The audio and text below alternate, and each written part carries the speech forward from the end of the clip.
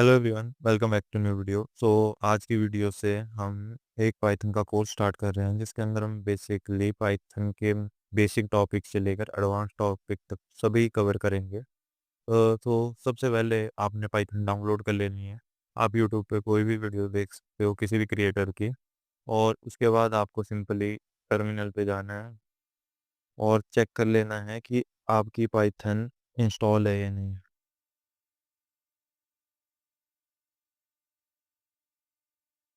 आप simply Python version type कर सकते हो और यहाँ पर आपको पाइथन का वर्जन शो हो जाएगा। और मैं रेकमेंड करूँगा कि अर्ली स्टेजेस के लिए आप पुराना वर्जन यूज़ करें, जैसे 3.7 हो गया या फिर 3.8 हो गया। वो ज़्यादा सेंस बनाता है। नए वर्जन में मोस्टली प्रॉब्लम्स होती हैं, तो मैं इसलिए उतना ज़्यादा रेकमेंड नहीं करता। पाइथन एक ईजी लैंग्वेज है जो बहुत सारे फंक्शनैलिटीज़ को सपोर्ट करती है, जैसे उप्स हो गया, इनहेरिटेंस, इनकैप्सुलेशंस, अब्स्ट्रैक्शन, और जैसे फंक्शनल प्रोग्रामिंग होगी, ये उन सबको सपोर्ट करती है। तो इसमें हम सबसे पहले देखते हैं कि आप सिंपली रन कैसे कर सकते हैं किसी भी कोड को। तो पाइथन में अगर आपको रन करना है तो आप लिखते हो प्रिंट।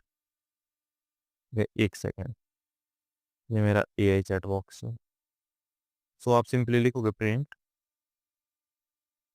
और इसके अंदर आप कुछ भी लिख सकते हो। फॉर एग्जाम्पल मैं लिख रहा हूँ कोडिंग शैम्स।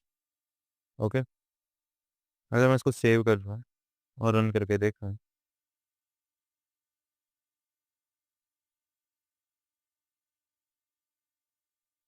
तो ये जो हमारे पास आउटपुट देगा वो आ गया हमारे पास कोडिंग शैंक्स। ओके, वेरिएबल इसके अंदर कोई नहीं है, सिंपली हम प्रिंट कर रहे हैं किसी भी आउटपुट को। ओके, अब इसके बाद हमारा जो टॉपिक आता है वो आता है कि आपको यहाँ पर तो मैं सिंपली रन कर रहा हूँ जो मेरे पास एक्सटेंशन डाउनलोड है रियल टाइम में रन करने के उसके लिए। अगर आपको टर्मिनल पे रन करना है तो आप सिंपली टर्मिनल पे जाएंगे और यहाँ पे आपको लिखना है पाइथन, जो भी फाइल का नाम होगा, practical dot P Y, 1 second, P Y. Okay, तो ये हमारे पास आउटपुट आ गई, कोडिंग शैंक्स। तो आप ऐसे रन कर सकते हो, या फिर ये जो मैंने एक्सटेंशन डाउनलोड किया है आप इसको यूज़ कर सकते हो। ये रियल टाइम में आपको दिखाती रहेगी जैसे आप कोई भी चेंज करोगे। फॉर एग्जांपल जैसे विदाउट सेव किए मैं लिखता हूँ प्रिंट हेलो। ओके, यहाँ पे हेलो प्रिंट हो गया साथ में। तो इस हिसाब से ये एक ईजी मेथड रहता है, आपको अपनी गलतियाँ साथ साथ में दिखती रहती हैं। अब उसके बाद हमारे पास आता है सिंटैक्स पाइथन का। तो ये तो हो गया आप प्रिंट कैसे करते हो आउटपुट। फिर इसके बाद एक और होता है, जैसे इसमें कमेंट्स आप कैसे दोगे। तो फॉर एग्जांपल ये एक कोड है और मेरे को इसको एक सेकंड,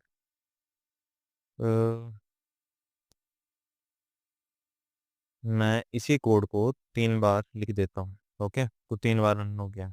अब समझ लो मेरे को पहला वाला कोड रिमूव करना है तो मैं सिंपली हैश लगा दूंगा, तो पहला वाला कोड रिमूव हो जाएगा। पर ये यूज होता है सिंगल लाइन कमेंट्स के लिए, मतलब किसी कोड को या फिर आपको कुछ कमेंट्स लिखना है। इसके बाद हमारे पास अगर हमें इन दोनों को कमेंट्स में कन्वर्ट करना है साथ में, तो आप सिंपली 3 कॉमास का इस्तेमाल कर सकते हो, जैसे 1 2 3, 1 2 3। ओके, तो ये सारा जितना भी इसके अंदर कोड था वो सारा कमेंट्स में कन्वर्ट हो गया। मल्टीपल लाइंस को कमेंट्स में कन्वर्ट करने के लिए इसका यूज़ करते हैं हम, ट्रिपल कॉमर्स का। इसके बाद जो हमारे पास नेक्स्ट टॉपिक आता है पाइथन का वो आता है वेरिएबल्स। तो वेरिएबल्स हमारे पास मल्टीपल टाइप के होते हैं। सबसे पहले हम समझ लेते हैं वेरिएबल का यूज़ किसके लिए करते हैं हम। वेरिएबल का यूज़ करते हैं हम डाटा वैल्यूज़ को स्टोर करने के लिए, और ये डिफरेंट टाइप की डेटा टाइप्स को सपोर्ट करती है, जैसे इंटीजर हो गया, फ्लोट हो गया, स्ट्रिंग हो गया, बुलियन हो गया। तो हम सबसे पहले वेरिएबल दे देते हैं। For example name is equal to, ये स्ट्रिंग में ले रहा हूँ मैं, ये हमारे पास वेरिएबल आ गई, है ना। अब हमने इसका टाइप पता करना है कि ये किस टाइप का है। जैसे मैंने तो बोल दिया स्ट्रिंग है, आपको कैसे पता चलेगा और कोड को कैसे पता चलेगा। तो ऐसे तो इनबिल्ट फंक्शनैलिटी होती है पाइथन के अंदर। पर अगर आप जानना चाहते हो अपने लिए, सिंपली प्रिंट टाइप वेरिएबल का नेम, है ना? यहाँ पे देखो आउटपुट में हमारे पास स्ट्रिंग आ गया। अगर इसी को मुझे कन्वर्ट करना है, जैसे नेम था ना, अब मैं नीचे ले लेता हूँ age is equal to 21। Okay, age, है ना? सेम कोड, बस हमने एज वेरिएबल के लिए यूज़ किया। तो यहाँ पे हमारे पास इंटीजर आ गया। इंटीजर में हम नंबर स्टोर करते हैं। नेम में हम बेसिकली, जैसे हमने स्ट्रिंग ली तो उसमें हम कैरेक्टर्स स्टोर करते हैं।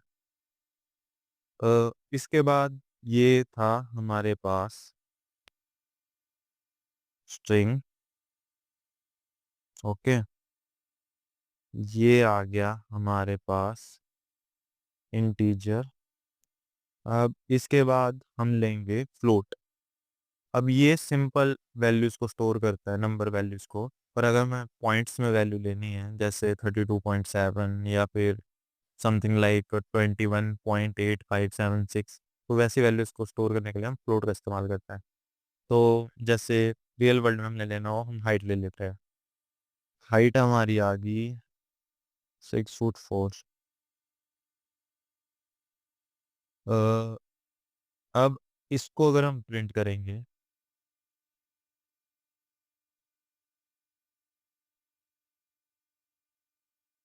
हाइट, तो ये फ्लोट में आ गई क्योंकि पॉइंट्स में वैल्यू है। अगर मैं इसको पॉइंट से हटा दूँ तो इंट में आ जाएगी ये, यहाँ पे देख सकते हो। समझ रहे हो? ये इनबिल्ट फंक्शनैलिटी होती है। जब भी तुम रन करते हो तो रियल टाइम में खुद पाइथन का कोड इंटरप्रेट कर लेता है कि किस वेरिएबल में कौन सी डेटा टाइप स्टोर्ड है। जैसे इंटीजर है, फ्लोट है, स्ट्रिंग है, बुलियन है। इसके बाद हमारे पास बुलियन आता है, जिसमें हम सिंपली स्टोर करते हैं वैल्यूज को ट्रू एंड फॉल्स में। फॉर एग्जाम्पल इज अडल्ट 21, मैं 21 का हूँ, तो इसलिए यहाँ पे हम ट्रू लिख देंगे और ये कैपिटल में होगा, टी। अगर हम अब इसको प्रिंट करेंगे, इस अडल्ट को, तो ये हमारे पास बुलियन वैल्यू शो कर देगा। तो इस हिसाब से हमारे पास है वेरिएबल्स के हम डेटा टाइप को स्टोर करते हैं, जो बेसिकली डेटा वैल्यूज होती हैं। जैसे करेक्टर्स हो गए, नंबर्स हो गए, पॉइंट में वैल्यूज हो गई, ट्रू एंड फॉल्स स्टेटमेंट्स हो गई। तो आज के लिए इतना ही। वो करता हूँ अच्छी लगी होगी वीडियो, एंड थैंक यू।